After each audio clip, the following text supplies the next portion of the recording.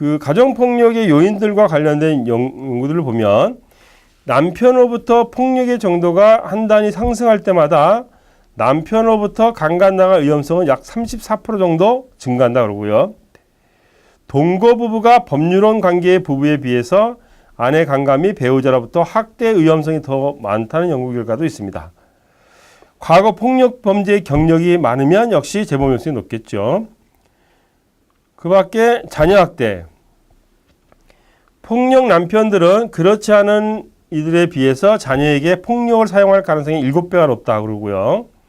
자녀에게 폭력을 사용하는 남성들이 비교 집단보다 자녀들에게 여러 가지 형태의 학대를 더 많이 한다 그러고요. 가정폭력과 아동학대가 모두 같은 가정에서 일어날 수 있다는 강력한 증거가 제시되고 있고요. 어린 아동은 자신이 가정 내 성인 간 폭행을 목격함으로써 영향을 받게 되는데 이후 행동적 문제로 발전할 수 있고요. 이러한 문제적 행동은 차후 미래의 배우자 폭행의 예측 요인이 되기도 합니다. 가정폭력을 행사할 때 무기를 사용하거나 사용한다고 협박하는 배우자 학대자는 폭력의 재범 위험성이 높다 하고요. 어린 시절의 경험으로 인해서 충동 조절 능력이 약화되고 좌절감을 견디는 능력이 부족하고 수동공격적 또는 편집증적 가학적 행동을 할 가능성이 높다 하고요. 남성 우월지가 지나치게 강한 심리 내적인 요인들이 공격 행동의 원인으로 하는데 남성 우월 의식이라는 게 그런 거죠. 예를 들면 나는 한 번 했다면 밤을 새야 이런 식의 어떤 표현하는 것들이 여기에 해당할 수 있죠. 또는 수많은 여성들은 전부 다 소유할 수 있다. 이런 식의 이상 어떤 논리를 제기하는 것. 초기 아동기의 발달상 요인들이 폭력 행동의 중요한 예측 요인이 되고요. 청소년이 부모의 공격적이고 폭력적인 행동을 사회와 가정을 통해서 학습한다고 주장하고요. 폭력은 세대를 통해서 전승되고요. 폭력이 일상화된 가정에서 폭력은 목적을 달성하기 위한 유용한 수단이 되죠. 권위를 행사하고 분쟁이나 갈등을 해결하는 방법으로 학습되게 되고 이런 폭력의 순환이 반복되면 역시 대를 물림하는 형태로 발전을 하게 됩니다. 이 전문가들은 동물에 대한 잔인함과 가정폭력 간의 정적인 상관이 있다는 연구 결과가 있어요. 그러니까 애완동물에 대한 위협이나 학대가 폭력적인 가족 구성원이 다른 가족에게 감정을 억제하고 침묵하게 하는 수단으로 사용되기도 하고요. 가정폭력이 행해지는 가정에서 길러지는 애완동물의 88%가 학대받거나 죽음을 당한다고 추정되고 있습니다. 현재 고용 문제도 재범 위험에 영향을 주는데 과거에 불안정한 직업력이 있고 현재의 실직 상태는 일반적인 재범에 대한 위험성을 증가시키고요. 특히 낮은 수입과 경제적 어려움이 배우자 폭력에 대한 위험 요인이 됩니다. 해고나 휴직 등 갑작스러운 고용 상태의 변화도 폭력의 위험성을 높이고요.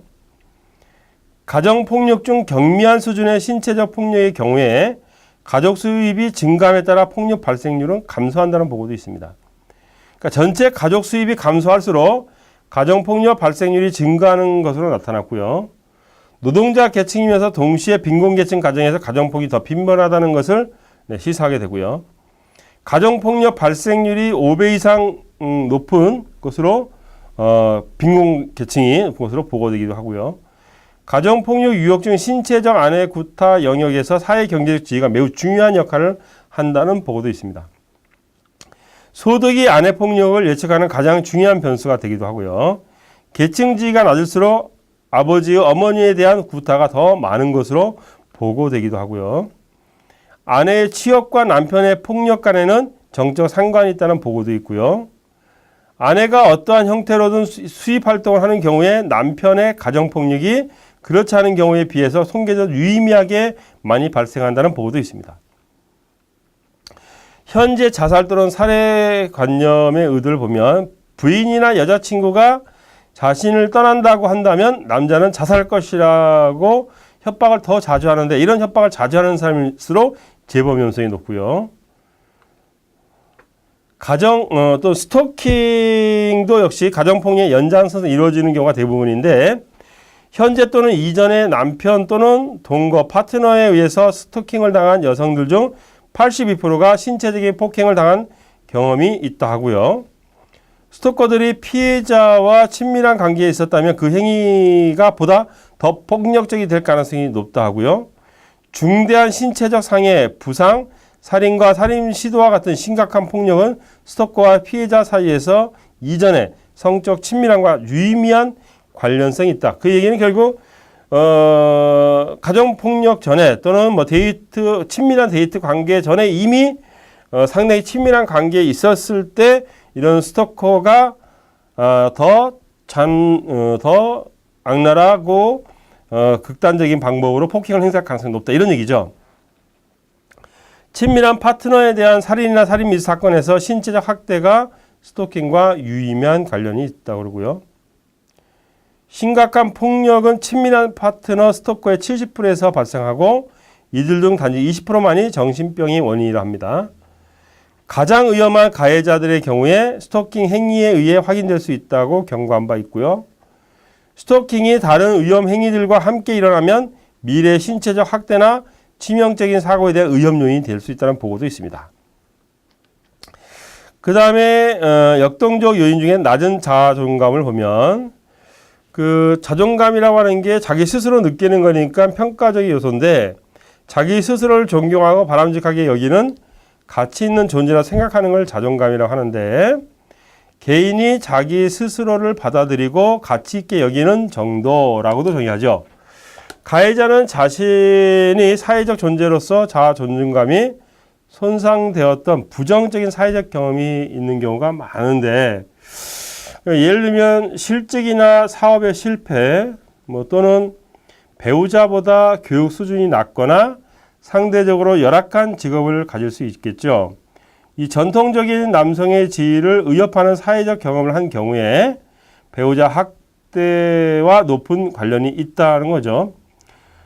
또는 남편, 아버지, 성적 파트너로서의 불안정감을 가질 수도 있는데 자아 존중감이 낮은 사람은 스스로 능력이 없다고 생각하고 상황에 대해서 위협을 더 많이 느끼게 돼서 아내에게 또는 배우자에게 폭력을 또 그들 자신의 주장을 획득하기 위한 수단으로 이용을 한다고 합니다. 낮은 자존감은 스트레스를 심화시켜서 약물이나 알코올 사용을 촉진하고 가정폭력을 유발한다는 연구도 있습니다. 이러한 성향은 배우자에게도 영향을 주고 배우자와의 의사소통을 단절하게 하거나 긴장과 갈등이 고조돼서 부부 사이가 악화되겠죠. 결혼 만족도가 낮아지게 되고 가정폭력을 유발하는 요소가 될 수 있습니다. 일부 학자들은 낮은 자아 존중감이 폭력 행동의 가능성을 증가시킨다고 주장하기도 하지만 그와 반대되는 주장이 없는 것은 아닙니다. 가정폭력을 경험하는 남녀 모두가 자아 존중감이 유의미하게 낮은 수준이라는 점을 고려할 필요가 있고요. 남성의 경우 자아 존중감이 낮을수록 가정폭력의 가해자가 될 확률이 높다는 연구들이 더 많은 것도 사실입니다. 성 역할에 대한 경직되고 왜곡된 기준을 보면 가해자들은 전통적이고 권위적인 성 역할 태도를 갖고 있는 경향이 많고요. 가해자가 보수적이고 여성의 성 역할에 대해서 가부장적 태도를 지닐수록 폭력을 행사할 가능성이 높은데 이 가부장적 성 역할 태도라는 게 성별에 따라 순결이나 또는 성적 자기 결정권에 대한 잣대를 달리하는 것, 이성의 의사 결정권을 경시하고 남성은 공격적 주도적인 반면 여성은 의존적 피동적인 존재라고 믿는 태도, 이런 것들이 가부장적인 태도들이죠. 이런 태도를 많이 가질수록 가정폭력을 행사할 가능성이 높다, 이런 얘기고요. 폭력 남편들이 아내의 독립적인 결정을 허용하지 않고 가정생활의 모든 측면을 통제하는 경향성을 가지고 있는 것으로 발견됐고요. 폭력을 행사하는 남성은 여자인 아내가 제시하는 자기 주장이나 논쟁을 잠재우기 위한 유용한 수단으로 폭력을 사용한다는 사실이 확인되기도 했습니다. 그다음 의존성과 극심한 질투, 편집증, 대개 가해자들은 사랑과 지지, 친밀감, 문제 해결의 대상 및 유일한 원천이 아내뿐인 경우가 많습니다.